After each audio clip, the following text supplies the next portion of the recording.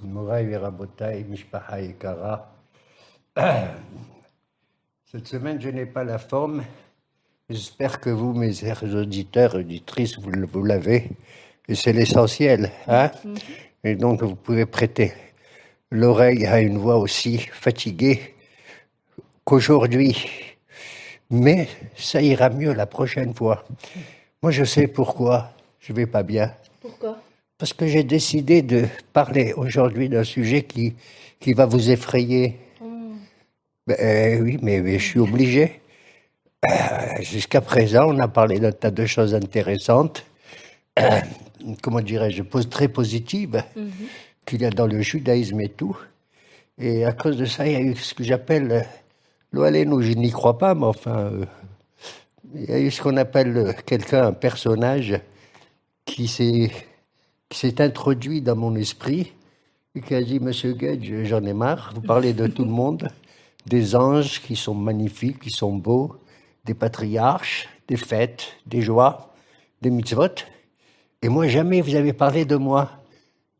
Tu sais de quel personnage il s'agit? Il me semble. Oui, du Satan. Exact. C'est le Satan. Le Satan, il aimerait qu'on parle de lui.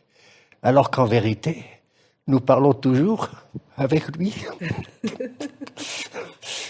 Comme disent nos maîtres, El Tiftahpé. La satane. El Tiftahpé, la Satan n'ouvre pas la bouche au Satan. Je ne sais pas si ça veut dire qu'il ne faut pas lui ouvrir la bouche, sa bouche à lui, ou bien j'ouvre pas ma bouche en parlant de lui. Peu importe, mais c'est tout de même un personnage avec lequel on ne peut pas se passer. On ne peut pas se passer pour une raison très simple. D'un côté, je trouve ça bien, moi, parce que quelque part, le Satan, il est toujours là pour te dire, n'imagine pas que tu es arrivé au summum de ton épanouissement, que tu es arrivé à 100% à ce que tu dois, à l'accomplissement de ton devoir ou de ta mission ici-bas. Et quelque part, je veux dire, c'est un frein qui vient justement un peu modérer nos élans. C'est un garde-fou, finalement. Pour ainsi dire. Je crois qu'à la limite, s'il n'existait pas, on l'aurait dû l'inventer. On aurait dû l'inventer quelque part. Donc il ne faut pas avoir peur de mamache de lui. Je crois que c'est un régulateur de ce besoin qui est en nous d'imaginer qu'on représente la totalité de l'existence et le summum de tous nos moyens. Voilà pourquoi donc j'ai décidé qu'on dise un mot de lui. Est-ce que c'est un personnage? Quand tu dis lui, c'est une idée, c'est une image, c'est une représentation humaine? En vérité, il a 3 dimensions, on pourra dire comme ça. Il est subjectif, objectif et indépendamment de nous. Okay. Subjectif, pour ça que nos Haramim, ils disent une phrase très simple. Ohu Yetzerara, Ohu Satan, Ohu Malach HaMavet. C'est le même personnage, mais qui a 3 figures différentes, 3 apparitions différentes. Lorsqu'il est en dedans de toi-même, il s'appelle le Yetzerara. Comme on le dit d'ailleurs, très simplement, et on l'admet, dans le Kriyat Shema. ואהבת את אדוני אלוהיך בכל לבבך ובכל נפשך. Et là-bas, les Haramim, ils disent, pourquoi on dit לבבך avec 2 bêtes? Ils disent, bechol libecha avec ton cœur, un seul bête. Ça suffit d'être bête une seule fois. Et pourquoi 2 fois bête? Il dit, un, c'est Keneged Etzeratov, un bête, et le deuxième bête, c'est Keneged Etzerara. Or, la Torah me dit que tu vas aimer le bon Dieu avec les 2. Aussi bien avec le bête de Yetzeratov qui est bête, qu'avec le bête du Yetzerara. Je pense qu'effectivement, philosophiquement parlant ou moralement parlant, le fait d'indiquer à l'homme qu'il n'a pas atteint la perfection totale et qu'il y a en lui un désir naturellement qui s'appelle le Yetzerara. Finalement, le Yetzerara, c'est un désir personnel. C'est une confirmation de soi. Et dès qu'il y a une confirmation de soi, d'un côté, c'est bien, parce que si j'existe, c'est pour montrer que j'existe. mais à condition que j'admets que l'autre aussi existe. Et c'est ça le problème. Comprenez? C'est-à-dire le Yetzer Hara n'a d'intérêt qu'à partir du moment où il reconnaît que le Yetzer Hatov aussi. D'ailleurs, j'ose dire, entre guillemets, que tous les jours, on fait dans la prière, on dit Yotzer Or Uborei Chosher. Dieu lui-même a créé la lumière et aussi il a fabriqué les ténèbres. Ose Shalom Uborei. Qu'est-ce qu'on dit? Ose Shalom Uborei Takol. Oui, d'accord. Eh bien, c'est faux. Les rabbins nous ont trompés. Parce que c'est un pasouk où il y a écrit Yotzer Or Uborei Chosher. Ose Shalom. Il n'y a pas écrit Uborei Takol, Uborei Tara. Incroyable, vrai, j'attribue à Kadosh Baruch Hu la création du Ra. La création du Ra. Cela peut se comprendre d'une certaine manière, parce que cet infini de l'existence, ce désir absolu qui est en nous, naturellement, d'adhérer à Kadosh Baruch Hu, qui est le seul absolu, le seul infini réel, il est naturel en nous, mais il faut savoir que dans le monde où nous vivons, le Olam Hazé, c'est un écran et qu'on ne peut pas atteindre absolument tout ça. Voilà pourquoi Uborei Tara, que prendre connaissance qu'il y a en moi du Ra, c'est-à-dire une imperfection, c'est en soi, je vais dire, c'est bien. Quelque part, ça veut dire que c'est bien. Je n'ai pas tout parfait. Celui qui fait quelque chose, il ne le fait pas à 100%. D'une certaine manière, le Yetzer Hara, il est en soi. Le Satan, il est en dehors de soi. C'est quand il sort de toi, il devient objectif. Il devient l'objectif. Et après, quand il met un terme à toute ton existence ici-bas, tu n'es pas mort en vérité. On dit il est mort, mais c'est pas vrai. C'est le côté corporel qui a disparu. Physique. Tout simplement. Et on appelle Malach Hamavet. Normalement, j'aurais dû l'appeler le Mavet, ou j'en sais rien. Pourquoi tu dis Malach? Donc c'est un ange aussi, quelque part. Malach Hamavet. Néanmoins, il faut être prudent. C'est-à-dire que, à la fois, le Yetzer Hara me permet de dire que je n'ai pas atteint la perfection, parce que le mieux a toujours été l'ennemi du bien. Je fais quelque chose, dis c'est bien. Non, peut mieux faire. Ça, c'est les Smata, je mets un V, peut mieux faire, peut mieux faire. Non, je voudrais donner à l'individu la possibilité, tiens, attends quand même quelque chose. Même si tu n'as fait que 75% de ce que tu as pu, eh bien, c'est bien. Pourquoi tu veux que j'atteigne à chaque fois 100% dans ma vie, dans mon existence? Quelque part, ici, le Satan joue un rôle, j'allais dire presque, à la limite positif, quelque part. De stimulateur. Oui, de stimulateur et tout. Alors vous voyez, Moraï Rabotai, comment je le regarde. C'est pas parce que j'ai peur de lui, qu'est-ce que vous croyez? Parce que j'ai peur de lui que j'ai dit du bien de lui. Non, j'ai pas peur de lui. C'est quand je le vois, il me permet à moi de faire un peu mieux, peut-être. C'est en le voyant. C'est pas quand je vois mes Yetzer Hatov que j'ai fait mieux, c'est pas vrai. Parce que ça va de soi si j'ai le Yetzer Hatov. Mais c'est quand j'ai le Yetzer Hara que je pense qu'il y a ici ou là quelques imperfections qu'il faut peut-être améliorer. Alors très souvent, donc, on regarde négativement le Satan. Et c'est vrai qu'il y a un côté négatif, mais il faudrait, dans l'analyse la plus profonde, voir en lui. Le Satan, il vient pas t'attaquer directement et mettre à plat tout ce que tu as fait tout de suite. Tu sais d'où vient le mot Satan? Ça vient du mot sauter. Sauter, ça veut dire dériver. Ça veut dire il te bouge un petit peu. Il dit pas tout ce que tu fais foutu, mal foutu, ça va pas et tout. Non, à peine il te dérive un petit peu, tu vois. Il te dérive un petit peu. Et tu dis ouais c'est bien tout ça, mais oui sème le mais doute. oui mais c'est le sauter. Oui mais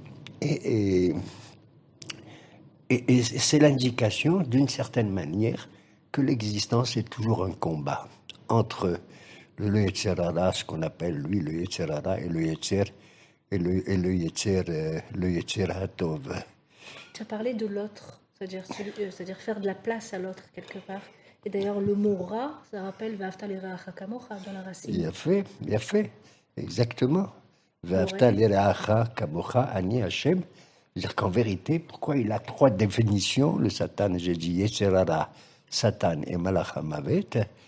Dans cette mitzvah, cette phrase Ve'afta l'ereacha kamocha ani Hashem, il y a les trois dimensions de l'existence. L'ereacha, c'est Ben Adam, la Havero. Kamocha, comme toi, c'est Ben Adam, l'Atzmo. Ani Hashem, Ben Adam, la Makom. Il y a ces trois dimensions qui permettent justement de définir totalement ce que tu es. Tu n'es pas enfermé sur toi-même. Hein? Ce que tu as, tu le reçois pour le donner ailleurs. D'ailleurs, la Torah, il n'y a pas écrit que Moshe, il a donné la Torah. Comme on dit dans les Pirkei Avot, Moshe kibel Torah Misinaï, il l'a reçu. C'est extraordinaire. Ouais. Ça veut dire que la perfection totale, ultime de toutes les mitzvot de la Torah, de la compréhension, qui définit le bon Dieu, pour ainsi dire, à travers les mitzvot, Moshe n'a été que celui qui reçoit la Torah. Et qui transmet. Et qui la transmet. Il n'y a pas écrit au début de la Torah, par exemple, comme chez les autres goyim qui ont une religion. Celui-là, il est venu, il a dit faites ceci, faites cela. Et l'autre, il est venu, il a dit faites ceci. Pas du tout. La Torah elle commence par quoi? C'est le bon Dieu qui parle. C'est ni Moshe, ni personne. Bereshit, Bara, Elohim. On vient enseigner comme ça, au nom de Dieu lui-même, qu'il y a Torah Minashamaim, qu'il y a une révélation divine, que Dieu est unique, qu'il étend son pouvoir à droite et à gauche, qu'il nous a donné l'existence, etc. Comprenez? Voilà. Et c'est après, beaucoup plus tard, qu'il existe un récepteur de cette Torah qui s'appelle Moshe. C'est pas Moshe qui donne la Torah, c'est Moshe qui reçoit, qui belle Torah Misinaï, et il ne fait que la transmettre. Donc la possession de la perfection, c'est quelque chose de très, très, très dangereux. On ne possède pas la totalité des choses et de la Torah et tout. Et c'est peut-être pour ça que Satan, ici, il est là pour te le rappeler. Où est-ce qu'il est mentionné, le Satan, d'après toi? Dans le Tanakh. Dans le Tanakh? Oui. Le Nachash. Alors, c'est une image, effectivement. J'ose pas le dire parce que ça va devenir misogyne, mais je le dis, mais pour que on puisse réfléchir là-dessus, mais sans plus. C'est-à-dire, d'accord. Ils disent, chaque lettre, elle représente quelque chose. Bereshit, Bara, Elohim, ta. Et le bon Dieu, il a créé Adam, tout ça. Et après, il a ouvert un peu la chair de Adam pour fabriquer la femme. Et là-bas, il y a écrit, une fois qu'il l'a fabriqué, il y avait un trou qui s'est formé entre les deux, entre Adam et Chava. Vaïzgor basar tahtena. Il a fermé de la chair en dessous. Et le mot Vaïsgor, c'est la première fois, disent nos Hachamim, que la lettre Samer existe. Et le Samer, c'est Satan. C'est-à-dire, c'est la lettre que tu tournes en rond. Il n'y a pas de sortie, tu ne peux pas t'en sortir. Tu peux pas t'en sortir. Le destin, la fatalité. C'est le destin et la fatalité. Et c'est dans la rencontre avec l'autre, entre l'homme et la femme, pour ainsi dire, qui fait que on recherche dans l'autre la perfection totale, la plénitude de soi, hein, comme si je me regarde, moi, dans la femme, et je me dis, c'est ça la perfection, et elle me regarde, elle dit, c'est ça la perfection. Et c'est dans le rapport qu'il y a entre les deux que peut naître cette notion de samer, de tourner en rond comme ça.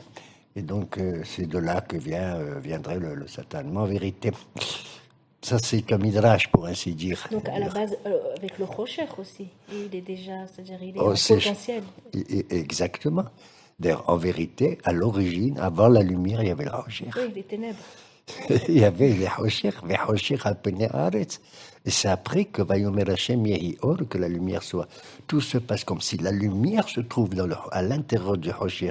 Le problème, il n'est pas là. Il est dans quoi? Dans le fait que quand je regarde, je vois du Rocher. Mais si je regarde mieux, je vois à l'intérieur du Rocher, là, je vois la lumière à l'intérieur du Rocher. Je vois à l'intérieur, le ex nihilo, je vois dans l'existant, je vois le nihilo, le non-existant. Vous avez compris? Faire sortir. C'est ça la véritable, faire sortir du noir la lumière qui est dedans, qui est à l'intérieur. Et voilà pourquoi un homme qui a été merveilleux, qui s'appelle Job, vous avez entendu parler de lui? Job? Iov a écrit un ouvrage, c'est peut-être le plus beau ouvrage de toute la Bible. Le plus dur. Le plus dur, bien sûr, au niveau de la pensée, mais le plus beau sur le plan littéraire. Le style Et qui a été poétique. écrit par qui d'ailleurs? Ben, par ce personnage. Il y a une, non, il y a Mahloket, ce serait peut-être une un- mahloket dans la Gemara de Baba Batra pour savoir qui est ce personnage, Job ou Iob, et quand est-ce qu'il a existé. D'après un midrash, ce serait un des trois conseillers du pharaon à l'époque de l'Égypte, à l'époque de la servitude.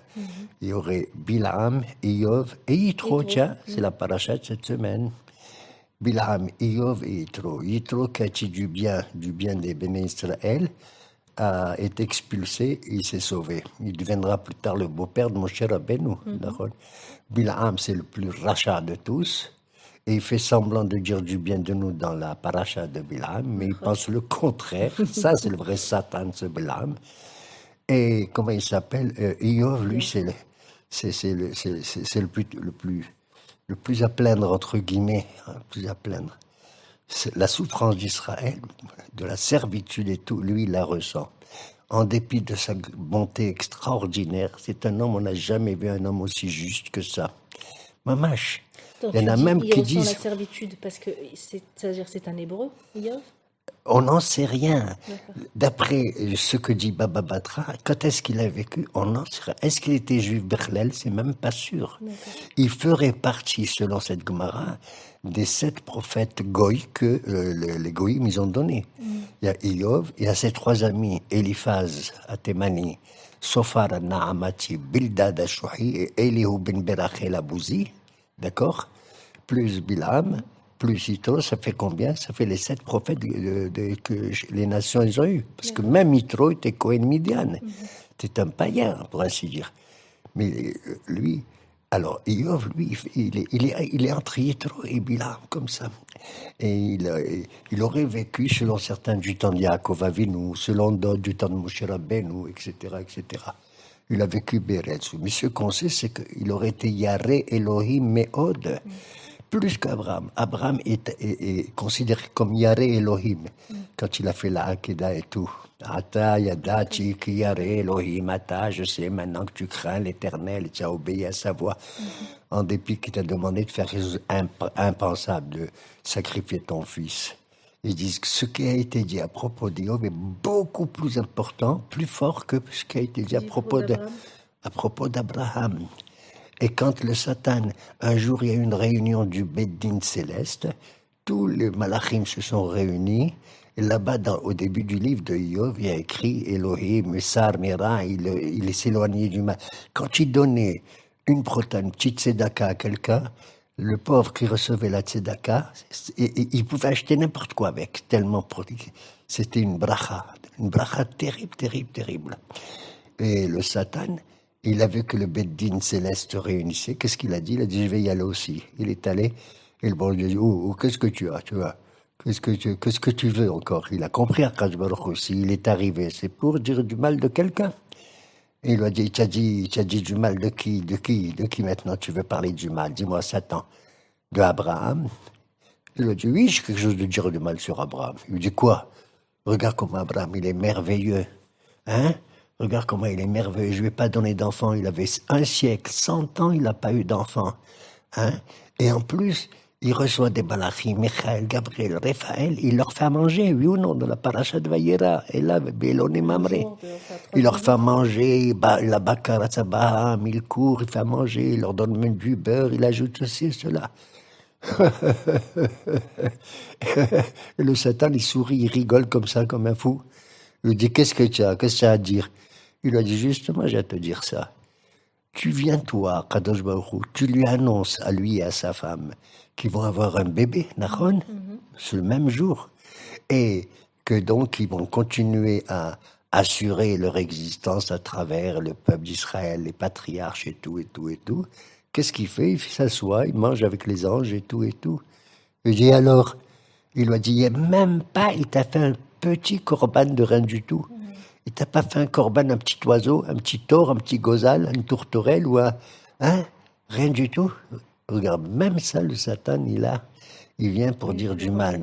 Il trouve toujours Mais c'est évident que quand je fais quelque chose, c'est pas, je le fais pas à 100%, je n'arrive pas. J'ai un corps aussi, j'ai pas qu'une neshama, j'ai aussi un gouffre et j'ai aussi des demandes et des besoins que lui, il ne comprend pas. Il a fait exactement pareil pour Iov, le Satan.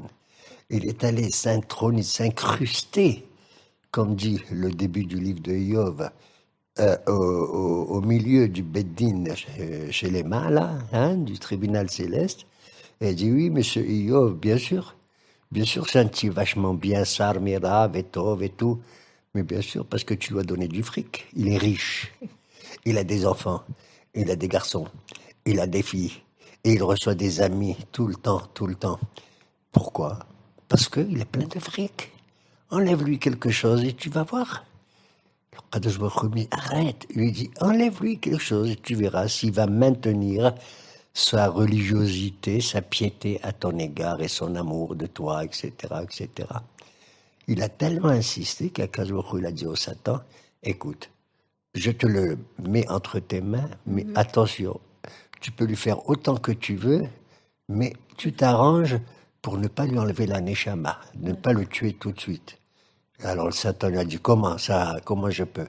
Il lui a dit, le Satan a dit, mais alors, tu sais, comme si tu casses un tonneau de vin sans que le vin, il s'écoule. Le Satan, il a eu du mal, il dit, mince, comment je peux faire ça? C'est impossible. Et on dit que le tsar, la peine du Satan était plus grave que celle de Iov. Comment je peux lui donner des coups, race, bonia et tout, sans qu'il puisse perdre son vin, c'est-à-dire l'essentiel de lui-même. Et c'est ce qui est arrivé lorsque le pauvre Iov a appris que ses enfants ont été tués par des brigands.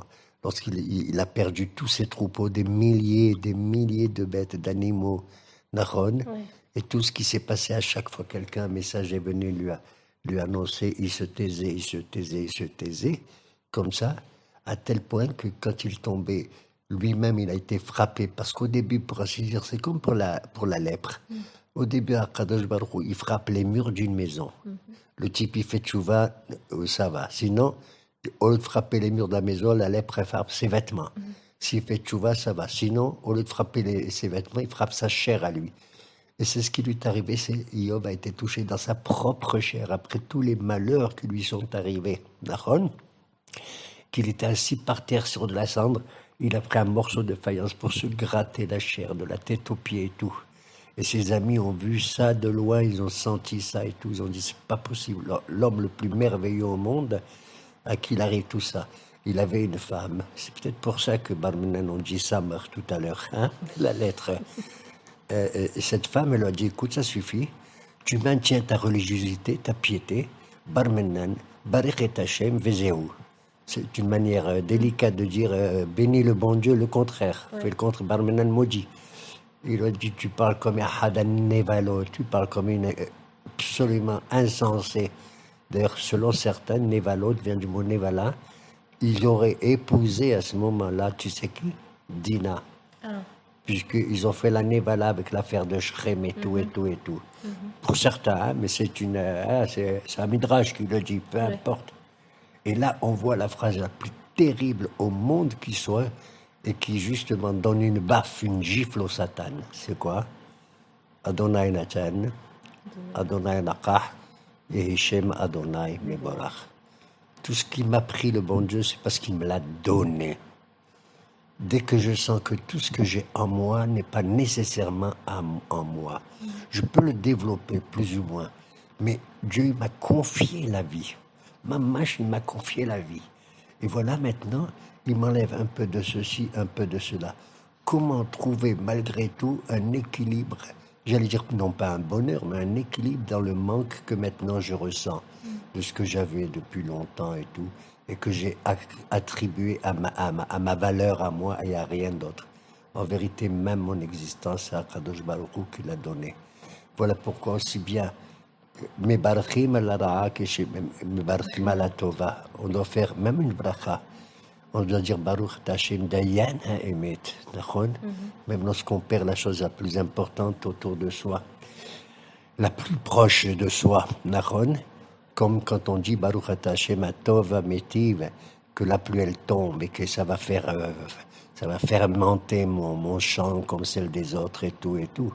C'est pour ça qu'on dit ce David Ameller qui a dit Belohim Ahalel Dabar. Ou alors on dit Koseshotesa Upshem Adonai Ekra.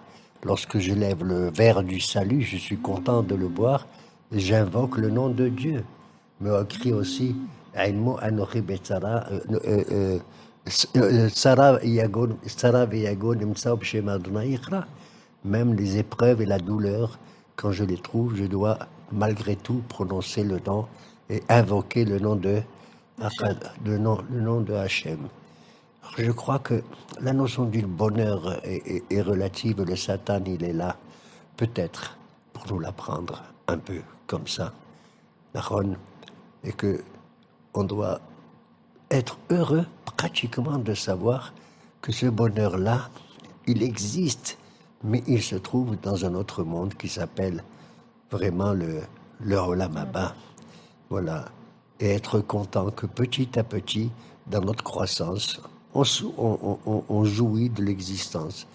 On est né, on vient de sortir du ventre de la mère, et petit à petit, on va germer, exactement comme une plante. Comment il s'appelle le Mashiach? Tzemach. Tzemach Tzedek. Nahon. Et Tzemach David. Et c'est lié à justement cette journée que nous vivons aujourd'hui et qui correspond à une date anniversaire d'une de mes filles les plus merveilleuses, une artiste parmi les artistes, et qui lentement voit le bonheur dans tout ce qu'elle regarde, dans tout ce qu'elle touche. C'est là que réside le bonheur, dans la relativité que l'on peut ressentir petit à petit dans les arts. Et c'est l'anniversaire, le Tetzaïn Bishvat de ma fille Judith, après tout Bishvat, qui est le Rosh Chodesh de quoi? De Lailanot. Non. Lailan. J'ai engueulé les Juifs à la synagogue ce matin parce qu'ils m'ont dit mais Barchim à la Ilanot. Je leur ai dit non. Mais Barchim à Ilanot, c'est au mois de Nissan, lorsque c'est le printemps et tout et tout. D'accord? Mais c'est quoi le Tu Bishvat? C'est tout simplement une date juridique, c'est tout. C'est Arba'a Rosh Hashanim. La Gemara de Rosh Hashanah, la première Mishnah nous dit il y a 4 jours de l'an pour les Juifs. Un, c'est Rosh Hashanah de l'homme, au mois de Tishri. 2, c'est le Rosh Hashanah des rois. C'est Nissan, c'est merveilleux, le printemps et tout. 3, devine, le Rosh Hashanah de qui? Des animaux, que tu dois donner le maaser. Et c'est pendant le Rosh Chodesh, pendant le premier jour du mois de Elul. Et 4, alors là, je ne m'attendais pas. On est les seuls à inventer des trucs pareils, nous les Juifs. Le Rosh Hashanah des plantes. Le Rosh Hashanah des arbres. Où on a vu ça? Être capable d'aller dans les racines, dans les sources de la vie, et de voir qu'un arbre, là, il est là, il pousse lentement, et là, tu vois aussi l'origine de la vie. C'est incroyable. Les 3 Rosh Hashanah, c'est Aleph, Aleph, Aleph, ou il y a un tout aussi? C'est des Aleph? tous, c'est des Aleph, sauf le toutou. En vérité, même le toutou, il y a une bagarre là-dessus. Il y a une mahloquette, comme d'habitude, chez les rabbins. Puisque d'après Beth Shammai, c'est le Aleph Shvat qui est considéré comme le Rosh Hashanah Laïlan. Et Beth Hillel, ils disent non, c'est le 15. Pourquoi? C'est à partir du moment où la sève, elle monte le plus, on ne la voit pas. La vie, elle est cachée. Et la pluie qui est tombée, Baruch Hashem, surtout ces derniers temps, elle s'est transformée sans qu'on comprenne. Tu te rends compte, avec l'intervention de quoi? Des éléments qu'il y a à l'intérieur, comme je l'ai déjà dit, le chlorure de sodium, H2O, etc., et transformer ce liquide qui tombe du ciel et le transformer dans les profondeurs, dans les entrailles de la terre, en quoi? En miel, pour ainsi dire, en sève, et qui monte lentement, sans qu'on le voie, et qui donne la vie à ce qui va devenir l'arbre. Voilà pourquoi on dit qu'il y a Adam Sadeh, car l'homme est comme un arbre des champs. On est exactement pareil. La différence, c'est la formation. L'arbre, il a ses racines en bas et il a sa tête en haut. La tête, c'est quoi? La cime. C'est la cime des arbres et des fruits. D'accord. Alors, c'est marrant que le mot racine, en hébreu, comme on dit racine, Shoresh. shoresh. Comme on dit une source en français, Ah oui, un shoresh. source, Shoresh. shoresh. C'est exactement le mot source, il vient du mot shoresh, shoresh. Mamash. Sherosh, c'est comme si on dit Sherosh, il a la tête là. L'arbre, il a sa tête en bas. Il a sa tête en bas. L'origine de sa vie est en bas dans les Shoresh. Mais ça, c'est l'arbre. D'ailleurs, Mais l'homme, les racines, c'est-à-dire ça crée comme un petit cerveau. C'est-à-dire les racines sont enchevêtrées, emmêlées entre elles. Et exactement. d'un point de vue botanique aussi, les racines sont considérées comme la tête. Ben, et regarde le corps humain, tu deviens dingue. Il y a des milliers et des milliers et des milliers de nerfs et d'ossements et tout ça qui s'enchevêtrent aussi comme ça. Seulement la racine de l'homme, elle est en haut, elle n'est pas en bas. C'est la tête. Et voilà pourquoi, dans tous les commandements qu'Hachem nous a donnés, c'est vrai qu'il faut être émerveillé. C'est vrai qu'il faut la regarder avec le cœur. Les goûts, regarde les goûts, les sources, les couleurs, c'est merveilleux de voir cette nature et tout, mais il faut la dépasser aussi. Il faut l'aimer, mais savoir quelle est la source aussi de tout ça. C'est dans le Moah, c'est encore une fois dans l'esprit que tout cela existe et de voir comment il y a un ordre qui est là, un céder réellement.